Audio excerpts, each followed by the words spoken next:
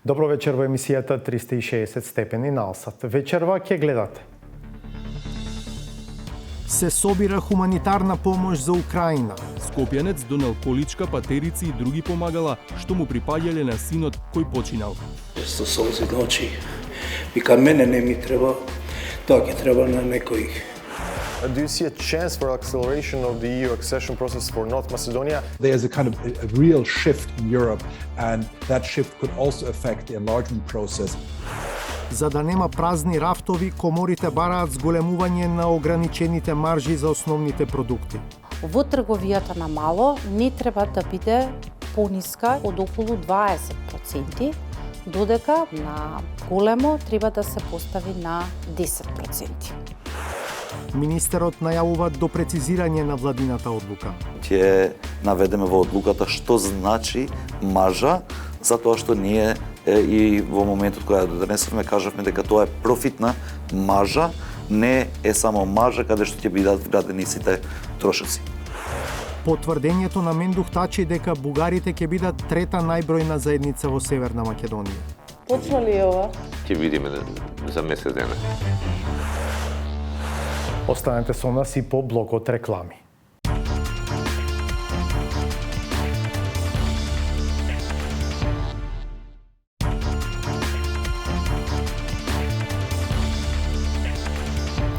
Се враќаме со емисијата 360 степени. Неколку камиони со хуманитарна помош од земјава веќе стигнале во Украина. Собирната точка е украинскиот град Чернивци, близу границата со Романија, од каде потоа помошта се дистрибуира во внатрешноста на државата, која деновиве живее под воена агресија од Русија. Зоран Јовановски. Ова е пунктот во скопската населба Ѓорче Петров во кој се собира хуманитарна помош за луѓето погодени од воените дејствија во Украина. Го отвори Сдруженијето на украинци во Македонија Лесја Украинка. Поради војна све им е потребно, затоа што луѓе оставиле своите куќи, згради, со деца бегат жени, така буквално они што успеле да се земат со себе, тоа понеселе, така и храна, и лекови, и облека, и пелени, буквално све е сега потребно за обична фамилија која бега во Украина. Најмногу донираат поголеми компании, некои носат со сопствен транспорт. За оние што не можат, од Сдруженијето велат дека и самите организираат транспорт. Доаѓаат и обични граѓани со полни торби. Ние сме благодарни за било која помош хуманитарна што е добро дојдена, така тука се одвиваат работи како се одвиваат, не можеме да очекуваме ништо. Второ сме благодарни на бизнес голем во македонскиот кој веќе има испратено 6 камиони хуманитарна помош за Украина. Сопругата на председателот на Сдруженијето Татјана и Маријанчо Велковски, скопјанец кој е оженет со украинка, секојдневно се во пунктот. Велковски смета дека сме хумана нација и дека некои граѓани го донираат и последното што го имаат.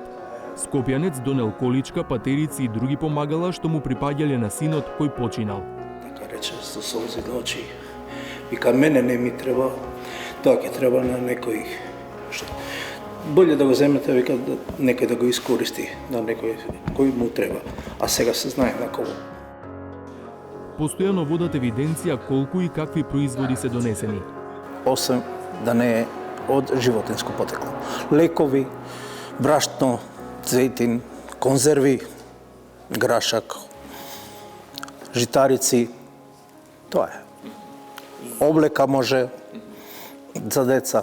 На крај и крајва и некоја играчка за некое дете. Го прашавме Велковски зошто се решил да помага во пунктот. Како? Ја мислам дека треба секој човек кој е хуман. Знаеме историјата како било и кај нас. Многу ни помогнале и сакаме и ние да помогнеме. Председателот на Сдруженијето Урбановиќ вели дека камионите со хуманитарна помош се упатуваат за Чернивци, место во близина на романско-украинската граница. Чернивци е 30 км од граница со Романија, сосем е безбедно, тама има пункт за хуманитарен собир од цела Европа. Они таму влегуваат 50 км од граница и таму се истоварат и после се враќаат безбедно назад, а веќе во Украина тоа се праќа таму каде најнеопходно, тоа што они имат со возови, со волонтери, коли, веќе таму они се организираат сами. Од завчера Сдруженијето на украинци постави шатор на централниот Скопски плоштад, во кој исто така може да се донесе помош. Во него помага Маријана Велковска, чија мајка е од Украина, а дедо ѝ е на украинските боишта, иако има 70 години. Пунктот е отворен веќе трети ден, ќе биде до 9 март, но ќе се обидеме да го продолжиме, да добиеме решение од општина Центар за да продолжи што неколку дена. Затоа што многу е потребна помош моментално на Украина. Црвениот крст на Република Северна Македонија пак апелираше да се донираат финансиски средства. Сите заинтересирани лица можат да донираат преку нашите телефони, веќе добро познати и објавени во јавноста, и секако можност да сите заинтересирани граѓани и компании можат да уплатат средства во сметката на Фондот за солидарност, кој исто така е познат на граѓаните. Саити вели дека Македонскиот Црвен крст има искуство со бегалски кризи и е подготвен за прифаќање евентуален бегалски бран. Засега, според нивните информации, регистрирани се тројца украински бегалци во земјава. Во нашите редови разработуваме две сценарија. Едното би значило доаѓање на евентуално граѓани од Украина, кои тоа го прават индивидуално, или доаѓаат, да речем, имаат одредени семејни релации или пријателски, роднински и така натака со нашата држава. И втората опција би била евентуално доаѓање во поголем број или поголеми групи.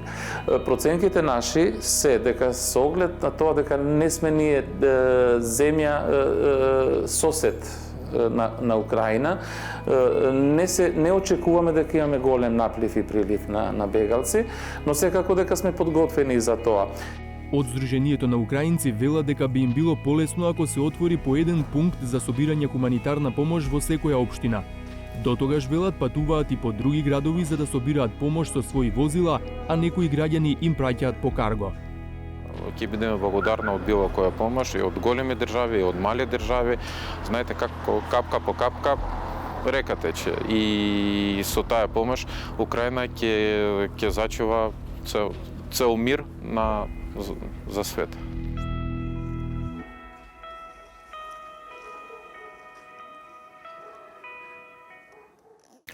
Руската инвазија на Украина предизвикува големо свртување во Европа, од кое полза може да имаат и Северна Македонија и Албанија, иако премиерот Кирил Петков во Бугарија се бори со силен проруски сентимент, па дури и во собствените владини редови.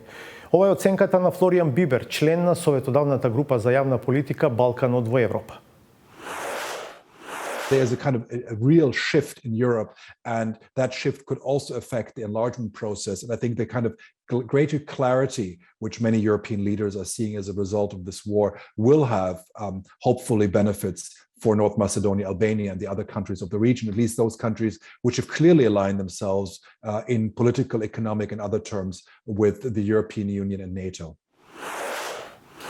Интервјуто со професорот од Универзитетот во Грац, Австрија, во кое разговараме за однесувањето на Додик и Вучич, за тезите дека проширувањето на ЕУ станува безбедносно прашање, во целост ќе го видите подоцна во емисијата.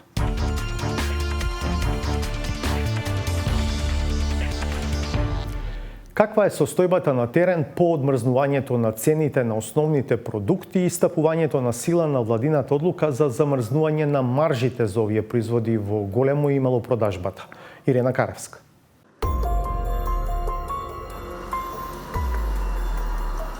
„28 февруари 2022 е последниот ден кога беше на сила владината одлука за замрзнување на цените на основните производи. Најавите дека од следниот ден, 1 март, веќе нема да важат старите цени, вознемирија дел од граѓаните. Слушнано е дека левот од утре ќе биде поскапен. А штом левот поскапува, знаете дека сите производи ќе повлечат и ќе се зголеми цената. Слично размислуваа многу граѓани кои поитаа да направат залихи од храна по стара цена. Но не сите имаат и залихи на пари. Здрав воз ја чува. Старите така рекле. Ама ние претеруваме. Прават шо ке прават со тие лебови? Нек ни еден имаше 2 кеси полни со леб. Шо ке прави со тој леб? Па шо има, шо нема, тоа е. Се обезбедуваме месечно, иначе друго за повеќе месеци слабо. Има луѓе што имаат добро джеп, јас со 9200 не може преживеам, не да ги полну да право овакво заличи.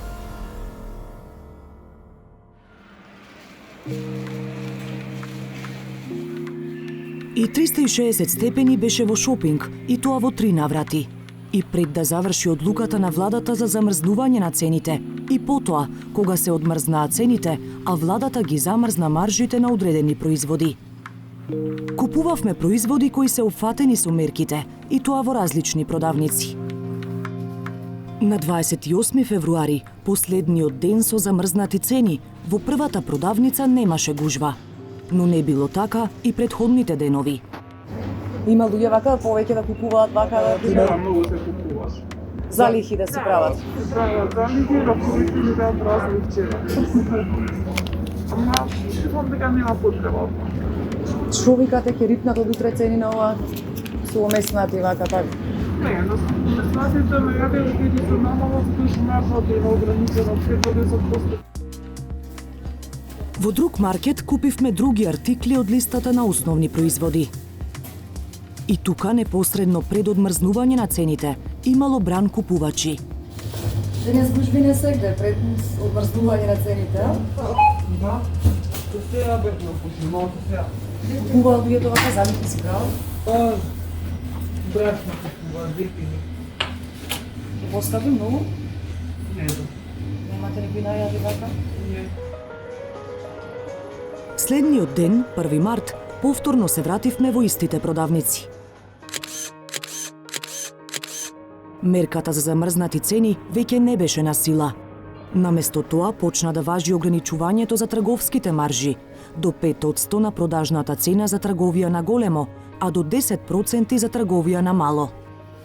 Од 7 продукти што претходно ги купивме по замрзнати цени во првиот маркет, 4 беа поскапени. Лебот што го купивме за 33 денари, сега беше 37. Млекото беше поскапено за 5 денари, лимоните за 2 денари, а најголем скок на цената имаше кај маслото, кое беше поскапено за 10 денари. Со непроменета цена беа брашното и бананите, а единствено со намалена цена беше шунката, која се продаваше за 16 денари поевтино. Слични беа разликите во цените и во другиот маркет. Таму, од 4 производи што ги купивме претходно, по одмрзнување на цените поскапени беа 2 продукти. Лебот од 32 денари беше покачен на 36, а поскапено беше и сирењето, кое се продаваше за 7 денари повеќе од претходно. Цената на шеќерот беше иста, а намалување повторно имаше само кај шунката, која се продаваше за 4 денари поевтино. Забележавме и дека промените на цените се разликуваат во зависност од маркетот, но и производителот. Покачали се цените, што?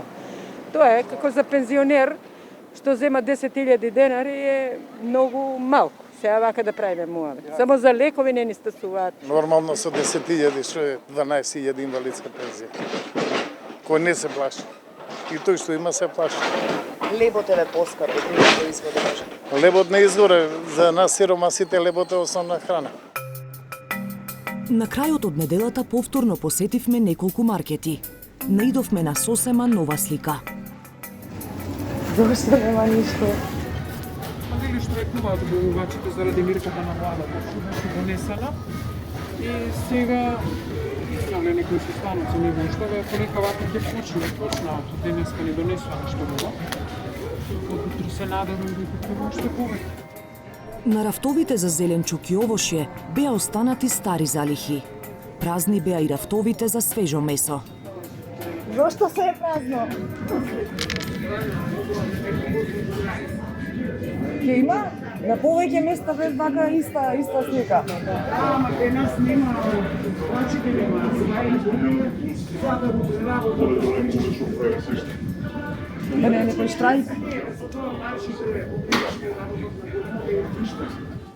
Дека некои од трговците почнаа да откажуваат дел од производите, потврдуваат и од Стопанската комора, од каде алармираат дека доколку владината мерка за ограничување на маржите не се промени, допрва ќе се соочиме со криза.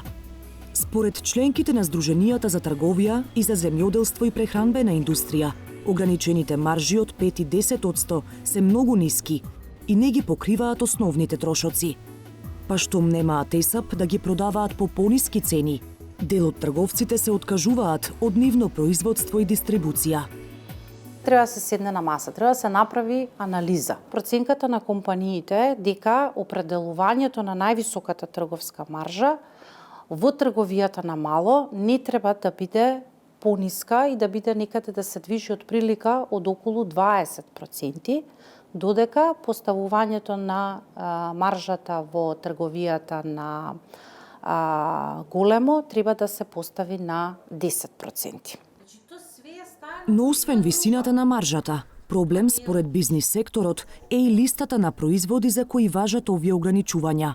Стопанската комора бара да се ревидира оваа листа и ограничувањето на маржите да не важи за цели групи на производи, туку за одредени артикли. Ако интенцијата на носењето на мерката е да се ограничи, значи, маржата на основни прехранбени производи, како што беше претходната мерка која беше донесена, со која што се замрзнаа цените на основните прехранбени производи, дали сега во оваа смисла има некаква логика во оваа група на овошје и зеленчук да бидат внесени, например, авокадо, манго, артичока или ананас, тип на производи кои што не се за секојдневна употреба и не се наменети за оние за кои што у суштина самата мерка се носи. Дополнителни забуни, според трговците, создава и различното толкување на владината уредба и контролата на терен од страна на инспекторите, за тоа што е набавна, а што продажна цена и што се влегува во ставка трошоци во производствениот процес. Очекуваат слух од надлежните со цел да се најде избалансирано решение, за да не дојде до дополнителни пореметувања на пазарот и ценовни шокови. На граѓаните пак, во меѓувреме, им остануваат оптимизмот и скромноста, па главната утеха им е дека од лошо може да биде и полошо. Кога гледаш ова како бегат луѓето и како трчат и како завиват сирените, си викаш дај помалку еднаш ке јадам на ден, барем мирно да биде. Со ова што го видовме на терен и со она што го слушнавме од бизнисмените, го соочивме надлежниот министер за економија Крешник Бектеши. Во одговорите на прашањата на 360 степени, Бектеши вели дека станува збор за недоразбирање и погрешно толкување на одлуката за замрзнување на маржите, поради што најавува дека веќе утре владата ќе ја допрецизира. Министре, по одмрзнувањето на цените на основните производи и замрзнувањето на маржите, се сменија дел од цените на производите. Покачена е цената на лебот, маслото, сирењето, млекото и така натака. Одредено намалување има кај совместнатите производи. Деновиве бевме сведоци на празни рафтови во дел од маркетите, например кај овошјето и зеленчукот. Со оглед на ова, дали сметате дека мерката е соодветна? Во однос на мерката, тоа беше едно од главните барања од страна на стопанските комори, сите засегнати страни во делот на трговијата и со мало и со големо. И тука би сакал да бидем по-конкретен во делот на толкувањето на одлуката. Се работи за профитна маржа, не се работи за трговска маржа, каде што се вградени сите трошоци, како што се транспортот, па други трошоци кои би можело да се зголемат согласно и изголемување на цената на суровините, но и изголемување на одредени енергенси. Некои од трговците на големо другачие го толкувале одлуката. Вчера имав прилика и преку секторот за трговија во Министерството за економија да пратиме и известување на начинот како треба да се толкува одлуката. Секако дека оваа одлука е донесена се во цел да се бранат производителите во нашата држава, имајќи во предвид дека влезните параметри во формирање на цената им се зголемуваат заради зголемување на енергенси и суровини, за кои Република Северна Македонија е зависна увозно. Денеска цената на нафта во светските берзи е $130, што е историско највисока цена. а секако дека во последните години, што би можело да влијае во зголемување на другите цени кои го имат како инпут нафтата. Ние денеска, значи, сме ги разгледале сите опции. За викенд, заедно со министерот Бесими сме работели за дополнителни мерки за олеснување, посебно за производите кои се наведени во одлуката, кои се главном прехамбени производи, основни прехамбени производи, но и во делот на нафтата и нафтените деривати, за се со цел да го ублажиме притисокот врз цените, а тоа да не биде на товар на граѓаните, со кој што би се влијаело во негативно, би се влијаело во делот на нивниот животен стандард. Какви мерки се на маса? Се повеќе мерки на маса. Утре најверојатно ќе излеземе и ќе ги објавиме мерките, пошто утре имаме редовна седница на владата. Значи, денеска во проширен состав на економски совет ги разгледавме сите можни опции, како што наведов и претhodно, со министерот Бесими ги презентиравме сите мерки, а секако дека тоа ќе биде одлука на владата утре кои мерки ќе ги прифати. Споменавте дека проблем е и различното толкување на самата владина одлука. И претходно дел од трговците, дистрибутери и така натака се пожалија дека имаат проблем со инспекторите на терен околу тоа што е трговска маржа или профитна маржа, продажна, набавна цена, не им ги признаваат дел од трошоците во производствениот процес. Како е сега на терен? Како се соочувате со ова? Значи, ние редовно сме во комуникација со директорката на Пазарен инспекторат. Како што наведов, веќе сме пратиле известување на начинот како треба да биде толкувана одлуката, заради тоа што со предлог на Министерството за економија владата ја носи одлуката, па толкувањето во однос на одлуката ја прави Министерството, поточно секторот за трговија. Утре ќе имаме прилика да направиме некои мали измени во делот на одлуката, се со цел да биде појасно за сите трговци, посебно за трговците на големо при увоз на одредени производи, пошто во делот на производителите и на тие производи кои се произведуваат во нашата држава, ништо не е спорно и толкувањето, главном тоа што ние сме добиле како информација од страна на трговците на големо е делот на признавање на одредени трошоци кои би можело да бидат транспортот, дополнителни оперативни трошоци на одредената компанија и слично. Затоа текстативно ќе наведеме во одлуката што значи маржа, затоа што ние и во моментот кога ја донесовме кажавме дека тоа е профитна маржа, не е само маржа каде што ќе бидат вградени сите трошоци. Освен каде што во членот 2 е наведено дека трговците на мало не ќе можат вештачки да ги изголемат цените на трговците на големо и увозниците и производителите со барање на дополнителни договори каде што како што се работат барање за ставање во полици, за дополнителни трошоци за внесување на баркодови, за маркетинг и слично, значи тие нема да бидат признаени. Од најголемата комора побараа средба со вас, алармираат дека оваа мерка е неодржлива, бараат промена на висината на маржите, односно од 5 на 10% за трговија на големо и од 10 на 20% за трговија на мало. Потенцираат дека вака поставените маржи не ги покриваат трошоците на трговците на бизнис секторот. Бараат и промена, корекција на листата на производи за кои важи оваа мерка. Кој е вашиот став за овие барања? Тоа токму што го кажав. Значи, најголемата стопанска комора другачија толкува одлуката.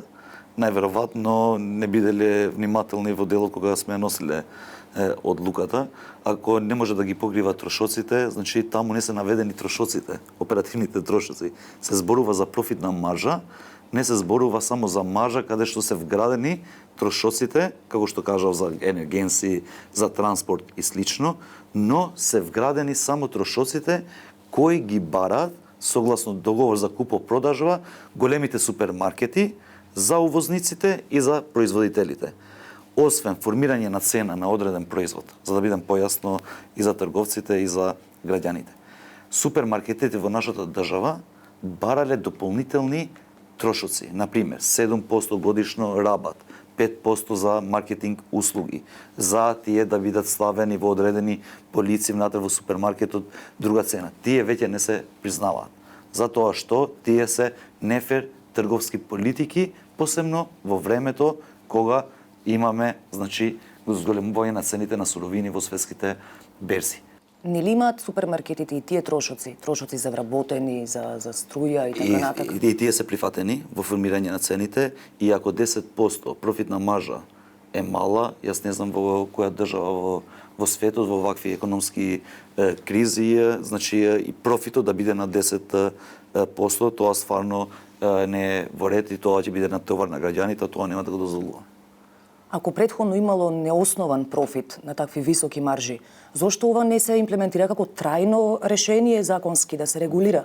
Токму така. Ние во моментот кога ја донесовме одлуката, најавивме дека до крајот на овој месец ќе подготвиме закон за нефер трговски практики, каде што ќе бидат наведени сите овие работи што сега ги кажуваме, и тоа ќе биде трајно во нашата држава, се со цел да ги браниме потрошувачите, а секако дека да не може да бидат уценувани и вештачки да се зголемат цените во делот на производителите и на увозните производи кои се продаваат во нашата држава. Се пишува ли веќе тој закон? Веќе се пишува, имаме неколку опции. Во наредната недела најверојатно еден од почетните драфтови ќе се прати до стопанските комори, има пракси и во други држави во Европската унија каде што има вакви закони, и согласно и практиката и согласно тоа како се врши трговијата во нашата држава, сите усогласено ќе ја донесеме таа одлука. Почна одбројувањето пред објавувањето на резултатите од пописот. Меѓу прашањата што Славица Филиповска му ги постави на директорот на Државниот завод за статистика Апостол Симовски се и дали е точно тврдењето на Мендух Тачиот и бугарите ќе бидат трета по бројност заедница во Северна Македонија, и колку пријави се поднесени за оние што одбија да се попишат, зашто законот предвидува глоби до 300 евра. Тече последниот месец од законскиот рок за објавување на резултатите од пописот спроведен во септември минатата година. По 2 одложувања во ковид услови со незавршена сезона на одмори и повици за бојкот. Исходот ќе се знае навреме, вели во интервју за 360 степени шефот на статистика Апостол Симовски. Обработката тече согласно планот, кој што го направивме уште пред да почнеме со спроведувањето на пописот, и тече нормално во рамките на планираните активности, и можам со сигурност да кажам дека до крајот на овој месец ќе бидеме спремни да ги објавиме податоците од пописот. И како речиси секоја работа во земјава, и пописот се одвиваше тргни застани, со апдейтирање на апликацијата и проблеми со интернет конекцијата. Врвот беше информацијата за 2 хакерски напада кои биле навреме спречени. Хакерите не се дознаа. Ние нити се обидувавме да дознаеме, бидејќи не сме капацитетни за таква една работа. Се разбира, ги пријавивме по институциите кои што се задолжени за такво нешто, немам повратна информација, но тоа е многу тешко. Нека ни е честит успешно спроведениот попис. Сепак, по 26 дена теренско попишување, директорот Симовски и неговиот заменик Илми Селами обзнанија дека пописот опфатил близу 1.830.000 граѓани. Крајот на операцијата заслужи прегратка. Самиот факт дека сме попишани 1.830 и колку беа таму веќе илјади кажува тоа дека имаме помалку население од она што го имавме со последниот попис, кога беа нешто повеќе од 2 милиона жители. Така да тоа се очекувањата, се надевам дека нема да има преголеми потреси, не очекувам, барем од аспект на ова што веќе го имаме како податок, тука некаде би требало да се движи. Се разбира, мораме во фазата на обработката ги провериме дали има двојно попишање, дали има лица кои што не се единици на попис, дали има лица кои што не биле опфатени по било кој основ и причина. Со време на пописот знаете дека пописот го спроведувавме во едни навистина ненормални околности. И додека се чекаат официјалните резултати, во јавноста веќе се слушаат прогнози за исходот од пописот, како на пример онаа на лидерот на ДПА, Мендух Тачи. Zij aan monen informum doekets en met ze niet populi me zoom. njerëz do të jenë Maqedonët, dytë do të jenë shqiptarët, tretë bulgarët. Точно ли е ова? Ќе видиме за месец дена. Не би сакал да прejudiciram, бидејќи не знам. Искрено не знам, нити сакав да знам целиот овој период. Оставив обработката да тече на начин како што ја замисливме, а тоа подразбира максимално отсуство на субјективизам. Не отварам врата. Друг важен момент од пописот беше повикот за бојкот. Паралелно со теренското пребројување на населението, течеше и кампањата Не отварам врата, која засебно ја водеа Јанко Бачев и Левица. Дел од граѓаните свесно ги бојкотираа попишувачите, а тоа според законот за попис се казнува со прекршочна глоба до 300 евра. Колку пријави поднесовте против граѓани што одбиваа да се попишат? Не го знам точниот број, знам дека од она што некаде околу 20.000 се регистрирани дека одбија да се попишат. Нормално толку се и пријави поднесени. Како се процесираат и така натака веќе не е од доменот на нашиот интерес, тоа си го прават институции кои што се задолжени, како ќе оди таа постапка не знам. И во моментот воопшто не се не интересирам за тоа. Кога ги поднесовте? Во текот на самото попишување. А каде ги пријавивте? Секој се пријавил до полиција. Тоа е првата инстанца. Како оди понатаму целата постапка, тоа веќе не ти завлегувам, нити знам, нити па ме многу интересира. И на крајот на лишта не е толку битно сега во моментот. Ако е целта, ако беше ние да казнуваме само во пописот, тогаш немаше ги правиме тие напори да го убедуваме населението дека е тоа контрапродуктивно, дека немаме таква намера. Но не дека не е важно кој се одбил и зошто одбил да се попише, бидејќи граѓаните имаат обврски према оваа држава. Се обративме во Министерството за внатрешни работи, таму ни рекоа дека немаат добиено пријава од вас, а праша и во подрачните единици на полицијата и таму нема пријави. Добро, не завлегам, не можам да одговорам на ова прашање во тој дел, меѓутоа повторам уште еднаш, не е целта на пописот и казниме луѓето, не е целта на било која активност што ја спроведува Државниот завод статистика да биде со принуда. Напротив, да сватат сите дека оно што го работиме во интерес на граѓаните. И мислам дека ова е занемарлива бројка во тој дел, особено кога имате таа можност и било кој да биде испуштен на било кој начин да за тие лица добијате податоци, ги имате во вашите регистри, а ги има поприличен број на податоци. Регистрите преку кои може да се проверат тие што лично не дале податоци за време на пописот, се оние на МВР, здравство, труд и социјала, УЈП. Од нив се гледа дали некој граѓанин е активен во земјава. Сите ќе бидат делот, оние кои што требаше да бидат дел од пописот, ќе бидат дел од пописот. Сеедно дали, да, најдобро е кој ќе даде лично податоци, бидејќи таму и некои податоци се на лично и заснување, не може да се документираат. Меѓутоа, таквиот тип на податоци па не се суштински битни за да пропадне целиот процес. Ако не се бара дополнителен рок, зашто Симовски тврди дека нема потреба, тогаш најдоцна за 24 дена државата ќе ги дознае пописните податоци на кои чека безмалку 20 години. Очекувате на крај и да има оспорување на резултатите од пописот? Да го спроведувавме пописот во најидеални услови, да бевме најспремната институција на светот за една ваква операција. Секој од учесниците беше експерт во областа, пак имаше коментари, неисполнети очекувања и така натака. Воопшто не обрнуваме на внимание на таквото нешто, и тоа што знаеме дека целата операција направивме максимално професионално, спроведовме, дадовме можност секому да биде дел од пописот, обезбедивме услови секој да биде дел од пописот, така да воопшто нема да обрнуваме внимание на било каков коментар, а ќе ги има сигурно многу. Веќе го најавивме, следува интервјуто со професорот од Универзитетот во Грац, Австрија, Флориан Бибер, кој е член на Советодавната група за јавна политика Балканот во Европа. Тема се ризиците за регионот во актуелната безбедносна криза во Украина. Со Бибер разговара Владимир Мирчевски. Professor Bieber, what are the risks for the Western Balkans in the current situation of Russian aggression of Ukraine? Well, I would say they're both risks and opportunities. A risk is certainly that the war, which has confronted Russia with much of the rest of the world, draws in the Western Balkans, maybe not directly. I don't think there's a direct conflict, but certainly Russia might be tempted to create trouble, more trouble than it has already in the Western Balkans in order to distract and divert Western attention.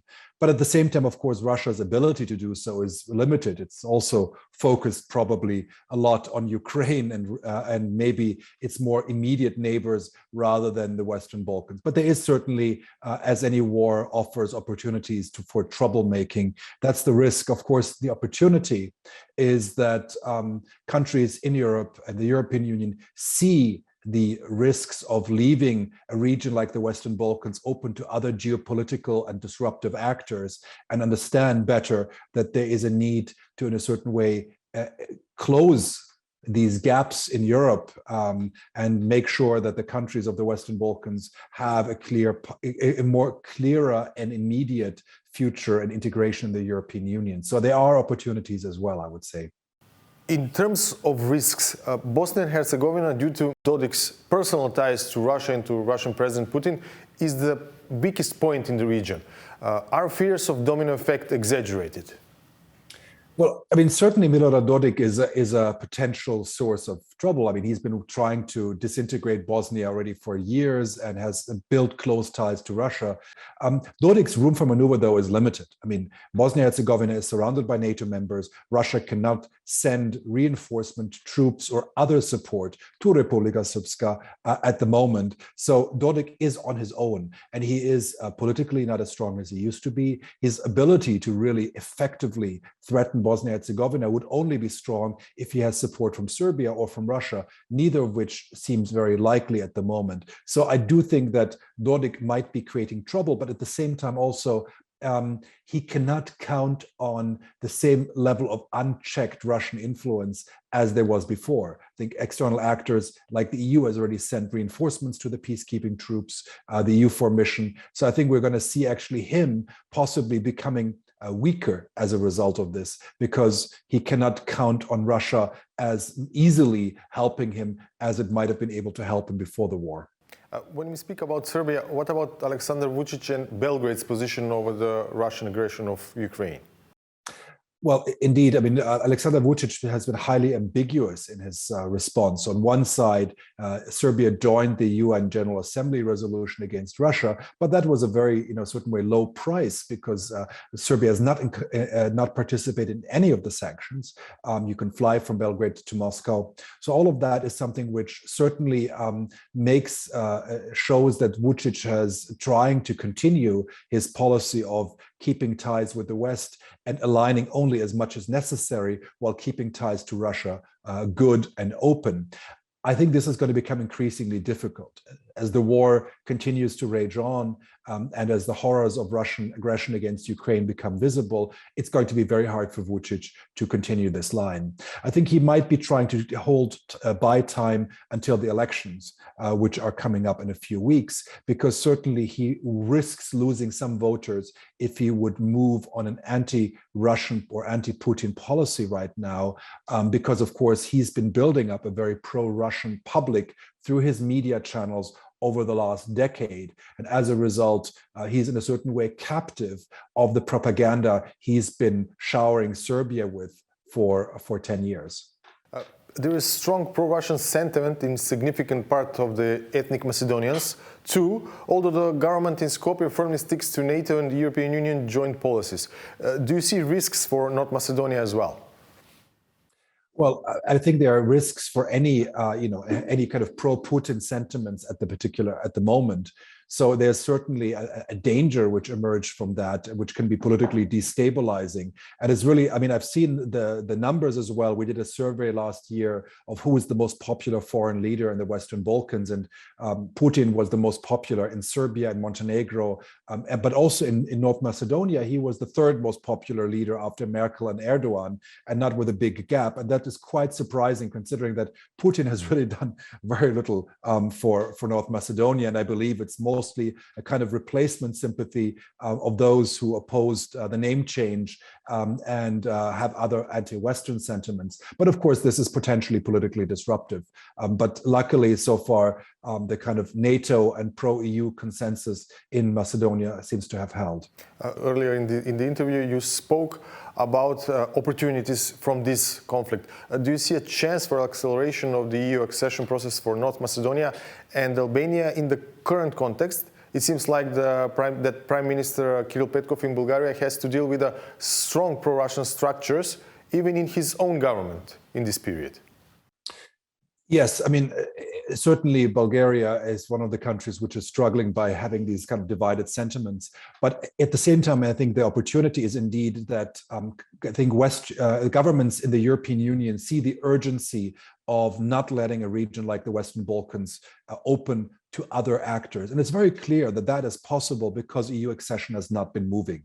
And Bulgarian veto on the accession talks with North Macedonia and Albania is just one part of the puzzle, but the most immediate and the most easily relatively solvable one. So I think the pressure on Bulgaria will increase to really give the green light, because the EU's credibility is suffering. It has been suffering, of course, for years as a result, but we see also much greater resolve in the EU in recent weeks. I mean, things which were unimaginable before the war have become imaginable in terms of German defense spending, in terms of joint kind of cohesion. Denmark is having a referendum whether to join European defense policies. So there's a kind of a real shift in Europe, and that shift could also affect the enlargement process. And I think the kind of greater clarity which many European leaders are seeing as a result of this war will have hopefully benefits for North Macedonia, Albania, and the other countries of the region, at least those countries which have clearly aligned themselves in political, economic, and other terms with the European Union and NATO.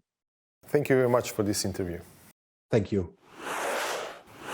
По ова интервју ќе направиме уште една пауза за реклами, а по неа ве поканувам заедно да ја одгледаме новата Саботажа.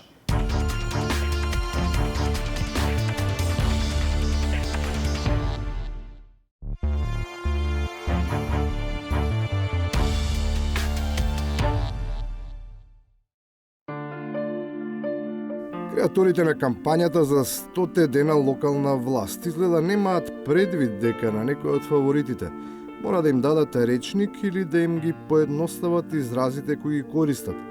Оти тешко се снаоѓаат со изведенки кои имаат повеќе од 3 слога и се базираат на странска конструкција. Прво би сакал да кажам дека нашата програма имаше водечки принципи. Не знам колку луѓе тоа го приметија и го забележа. Водечките принципи ни беа почитување на правото и законот. Да разберам, сакаш, што сакате да добро управување, партиципативност и демократичност во донесување на одлуките. Не знам колку луѓе тоа го приметија и го забележа. Партиципативност и демократичност во Ова нормална и демократска категоризација на постулати на владење која популаризираат лидерите, сепак е во колизија со обичните членови и симпатизери. Ним тоа некако тешко им влегува во глава, па се подготвени за враќање на адаптираните концепти за политичка битка, во кој доминира поларизација, која нужно води кон деструкција. На марш сме, за да добие ВМРО и да ја уништиме државата. Прирачниците за уништување држави секојдневно се полнат со нови содржини. Во ова модерно време ти е постојано, од минута во минута може да се надградуваат со свежи примери. Но се зависи од личниот впечаток. За некого тие може и да не изгледаат така како што се претпоставува дека би требало да личат.